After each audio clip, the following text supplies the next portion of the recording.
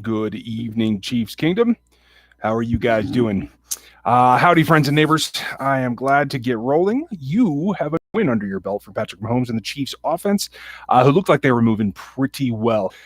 Chiefs defense showed up to play as well. There's a lot of highlights there. I'm going to go through my notes tonight, and we're going to take a quick look about this. So, Scott Kreider, I'm glad I'm here. I understand, man.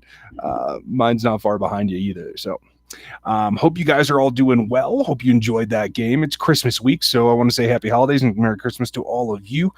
I'll probably have a video later in the week. It's not going to happen on Christmas Day like a normal Wednesday, so be prepared for that. I hope you guys enjoy the downtime. I'm going to take a little bit too. And then we'll be back with a pre-game look for the Chargers coming down the line. The podcast will probably be pre-recorded by then, so you'll have some of those to check out as well.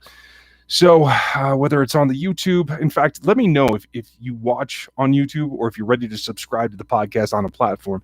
Looks like we might have some things going on that are going to change a little bit on the podcast channel. But we're going to talk tonight real quick. I may be able to do a short Q&A tomorrow as well. It won't be tomorrow night. It'll probably be early afternoon, something like that. I'll try to put it up as soon as I know so I can let you guys know. And we'll go through questions a little bit as well. So tonight, I thought they came out well. I thought you saw this Chiefs offense get started quicker than they have in weeks past, and I think that's a big plus. A little bit of concern about how well that Matt Nagy knew what he was doing, what he wanted to do in particular. And he came out and he ran the ball, and he came out and did what he wanted to do early, but that was just on the ground. The pass game wasn't there. So I thought that it made it a little bit one-dimensional. I thought that let the defense breathe, let them get on track, and that helped the offense as well. So, guys, I'm not going to take all the questions tonight. That'll be tomorrow. This is just going to be my notes, but I do want to recognize that I do see your questions. I'm glad you guys are here. Stevie, Gerald, I see that stuff. I'm not worried about the run game. Stevie getting his head around for Ward is different, a lot different, and that's important, and it's something he can build on that will make him better. So that's even more important. So I am pretty intrigued by that. So Scott Kreider, thanks for yours. If you guys do want to donate or make any kind of super sticker or super chat, feel free. It's open. I'll definitely acknowledge you. I'll try to answer your question tomorrow on the Q&A. So going through my notes, Nagy comes out tough. Chiefs come out tougher. Defense shows up. Suggs was out there right away and played a very good bit. I was pretty impressed with just how much he got after. And as the game went on, I even tweeted this out. I thought like he played a really significant amount of snaps, more so than I had expected. So kudos to him. Like he really has started to make an instant change, an instant effect on this team. And I think he's a guy that this team's going to rally around. It's pretty clear to do that right away. Oh, good night, Kreider. Aaron Morrow is in the chat, folks. Your mod has arrived. What's up, Aaron? I know I tried to get with you last week. I didn't have any time this week. I will definitely do it here soon, Aaron. Yeah. Hey. Thanks, Let's Go Cards. I appreciate that. So Suggs comes out, helps, gives him a boost. I thought it helped Frank a little bit too, to the point where I think maybe being a little bit overhyped is what caused some of the jumps off sides. That does happen sometimes. You know, it's just part of the thing. So it's all coming together for this defense. Tyrann Mathieu making plays. Going through here, a guy that keeps in my notes multiple times is Juan Thornhill. I don't think we can understate just how well he's progressing and how quickly. He's performing the way that I thought he would when I told you guys about him pre-draft last year. All that is coming to fruition, but quite frankly, I think the mental side for him is progressing faster than I thought it would. I'm very, very intrigued by just how good he can be. That with Mathieu is a combination that you just can't buy every day. So it's a rarity, and I think it's something that's real important that they can base the defense going on forward to try to continue to build around the edges as well. Let's see. Good comments. I'm glad you guys are here. I appreciate all of you being here. 174 people this late is great. So going through here, The offensive line is still giving up too much pressure. Particularly early, I felt like they were just getting manhandled. Mac had a couple of nice plays. I don't feel like he dominated anybody. I have seen a little bit of that. Even Chris thought that Fisher struggled more than I thought he did. Khalil Mack. He's good. He's going to make plays. So I come into it with that expectation. He's going to get a couple of plays on you. So I'm not too worried about it. I don't think that he did anything outrageous. And quite frankly, I don't think that he sparked anything bigger than him with the rest of that defense. I thought they played solid defensive coverage. They are a top 5 scoring defense for a reason, and I thought they've played very soundly, but unspectacularly, so I'm not too worried about it. Next note, I really feel like they came out and they made a concerted effort to get Sammy going again, and I like that. I think that that's important because Tyreek is Tyreek. He makes adjustments in the games. Travis Kelce is incredible, and he really deserves a lot of credit for just how well Patrick Mahomes has bounced back from his injuries this season, because having Travis is really a security blanket for him. And there are a lot of plays where Travis actually makes an incredible catch to make Patrick look a little bit better. Patrick missed a couple of throws tonight. A couple that were behind. One in particular on Sammy was pretty well illustrated by the telecast. There were another couple that went on as well. So I think that all kind of plays together. And I don't think everybody on the receiving corps gets as much credit as they should, to tell you the truth. But that said, Sammy's one of them, and they made the effort. They were pushing the ball to him. He got 5 targets. He only got 2 catches. That's not the greatest. But getting Sammy targets is important. It feeds everybody else. Now, Mecole did not. Mecole. I'm trying to train myself to say McCole. I might just go Cole. How's that? We'll just do a little Tom Cruise kind of reference there. Didn't get a target, at least officially. I have to go back because I thought he did get the ball thrown in his direction once, but according to the stat sheet, he did not. So that does have a little bit more. I think it's game plan based. They do have some very good defenders. Screen is a good defender. Not outrageous, but they know what they're doing, and they're very veteran. I think you're going to see Hardman exploit some defenses in the playoffs, because you're not going to see secondaries that are that evenly spaced across their top 3 corners. So I think there is room for him. I wouldn't be too concerned. I see you guys talking about that. I'm not worried about it if that says anything. I think that's going to come along. So the Mahomes run I thought was great. I thought the play design clearly helped him take it away, and just the way that Travis Kelce drew that much attention. I think it was Floyd that was trying to knock him and get him off of his route, and then he actually carried down the line of scrimmage with him. And at that point, there's nobody in front of you. I thought Mahomes looked really good on the run. I mean, it to the folks that are in my house, my brother's here with his family, and we're all looking at this, watching this, and it doesn't look like he dislocated his kneecap 7 weeks ago or whatever it was. He doesn't look like a guy that's had a severe injury, let alone 2 of them this season, and the hand thing. So it's just pretty remarkable what an athlete he is and what his rejuvenation has been.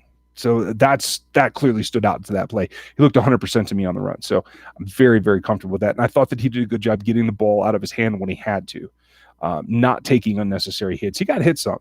By my count, there were 7. But I think there probably could have been 10 or more if he hadn't gotten the ball out of his hand more efficiently. And so kudos to him. It's got to be about the long game at this point. They've gotten this far. They're looking at a 12-win season. That's great, but you got to get through 3 more games at least. So let's see. They have to go wild card. They have to go divisional. They have to go AFC Championship, and then you get a Super Bowl. So you got 4 more games after this regular season finale. So there's still a big list to go. Thornhill. We talked about that play where he came up and he just attacked that screen, because he had done, like Tyrann Mathieu has helped him learn to do, all of his homework. He recognized the play before it actually even got going. And that's the kind of stuff that you really like to see from a young guy. Normally at this point in the season, the rookies have hit their wall in what is a crazy amount. Like, you'll see them start to drop like flies.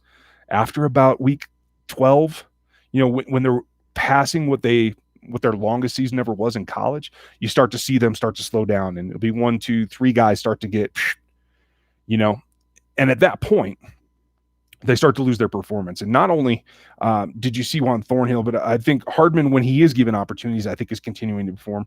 I got to look at Saunders tonight. He didn't show up to me in my notes. That's pretty rare for him when he is getting snaps, especially a team that's trying to run the ball early. I'm a little concerned about that. I am going to check on that. But Juan Thornhill does not have that rookie wall. He is breaking right through it, and that's great for this defense long term. Where are we at here? The effort for Sammy, and then we get to the next one, and then like they had that weird string of flags just getting thrown constantly. Nicholas, I'm going to talk about Fuller in a minute. I did see your question. I'm going to do all the questions tomorrow for you guys that have gotten here recently. The Q&A will still be tomorrow, probably be early tomorrow afternoon. I'm not working. I hope you guys aren't either, but for those that are, it'll be available on replay. But I'll do the Q&A tomorrow. That O-line, like it kind of stutter stepped there in the second quarter. What has been a good quarter for them all of this season, they just kind of took a minute and they didn't really get firing on all cylinders. There's even a play where Wisniewski tried to come out to help on the lineman, got caught, and even Kevin Pierre-Louis beat him inside. So even Wiz, who I thought generally stood in a really nice stead in for Wiley, we'll have to see. I'll have to watch all the plays to get a better grip for it, but I thought Wiz did what I expected him to do. That one play in particular, I thought he missed. I was a little surprised by that. That's a play that he should have made. Again, the Bears coverage was good. I'm going to go look at their secondary and see what they were doing as well. That touchdown to Kelsey was just beautifully executed, but to have that kind of forethought to run that little, it's kind of disarming for a defender when you see Kelsey, as you've seen him on film before, just kind of doing his little like walk, his little saunter back to the line of scrimmage, knowing that he's just going to, probably either block in line or run a little drag route. That's what it looks like when guys see that because they've seen it on film before. And for him to just pivot and tear back outside, and it looked like it was a designed route to curve back into the end zone. It's not like he was doing a turnaround. Really, really nicely run. And I mean, that's all Andy Reid. That's a great play off of motion just to get guys going the wrong direction and turn it around. And that's as good as making a cut in the open field. I mean, that's what lateral quickness is about. It's incredible. So, kudos to him. Andy really put in some interesting things. I was happy to see the push pass come back. It didn't go for a long gainer. Somebody else had told me that Bieniemy was calling the plays, and that may be true, but that motion didn't come from Eric Bieniemy. So, just so much there that really lead you to where they were going. They go in the half and they're up pretty well. And they come back out. O-line again, a little bit. The Bears go back to running, kind of like we saw in the Ravens game, where the Ravens came back out and decided, hey, I'm going to just run it down their throats because it seems like I can make some yards there. Okay, I'm not sure what that is, but hey, anyway, sorry to get distracted there. I'm trying to keep an eye on the chat too, you guys. So let's see. And then the Chiefs really settled down, and that's when Spags started bringing a little bit of pressure. You saw Matthew start to blitz. I saw at least one delayed blitz from the linebackers. I saw a little bit of work. Suggs was back out there. You saw that play from Breeland where Breeland flushed Trubisky right into Chris Jones. Jones got the sack out of it. That was great. I think that was in the fourth quarter, though. Ward had a couple of beats from Allen Robinson. That's okay. Allen Robinson's a good receiver. The way he came back to that play in the end zone, getting his arm up, even if Robinson had gotten two hands on it, Ward was in position there, and having had actually turned around, like I told you in the past, that's what he doesn't do. He finally did it. And even if Robinson had gotten two hands on it and had technically taken the catch, Ward's arm was in position. He could have just ripped it out of there. It was a really nice play, good body positioning, and finally got his head around to see what was going on. No corner is going to be 100%. So that was a really positive sign. And when I've talked to you guys about he can be a really good number two, that's the kind of thing that has to happen.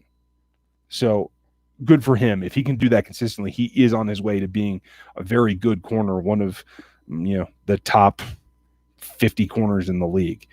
That's what I consider your number two starter. The other thing in the secondary that stood out to me, and I made 2 notes about it, and I need to make sure that I get back to this, is I really like what I'm seeing from Kendall Fuller playing in space at safety. It's just natural for him. He's a zone corner. He's come from that concept. He's comfortable in space. He's comfortable watching the quarterback and trying to read what's going on. He understands route concepts at this point. We forget that he's not that old. This is his 5th season, I think, total in the NFL.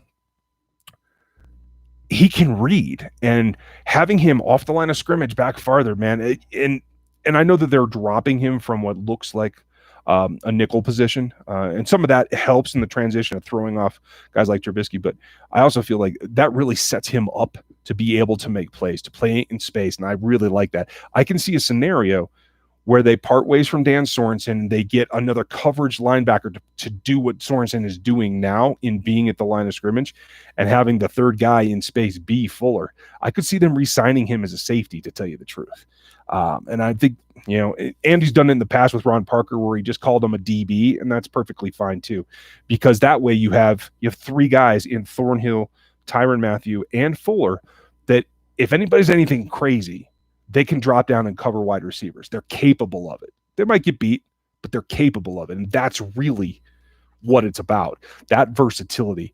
Not knowing, is Mathieu going to drop to the high safety? Is Thornhill going to be the free, or is he actually going to come down this time? What's Fuller going to do? It's another wrinkle that keeps, especially the quarterbacks, from dissecting when they look up and look down the field to try to figure out what the deep coverage is. That really can throw them off, and that's huge. That allows you to have routes that can develop and make cuts that actually mean something without the safeties lurking in the middle. That's key. I'm very impressed with that, and I hope that they continue that as a line of reasoning. Thompson down the stretch was good. Old Reggie Ragland came in, got a sack there at the end. I was really happy for him. He and Pennell played sparingly. The Bears ran at times, and then they kind of gave up on it. So it wasn't like a steady diet of run defense. I don't have a problem with that.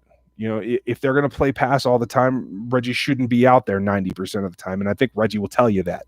He's a competitor, so maybe not, but I think we all know what Reggie's strengths are. And I'm the first to admit he's not a deep coverage over and over nickel linebacker. Fine. I don't care.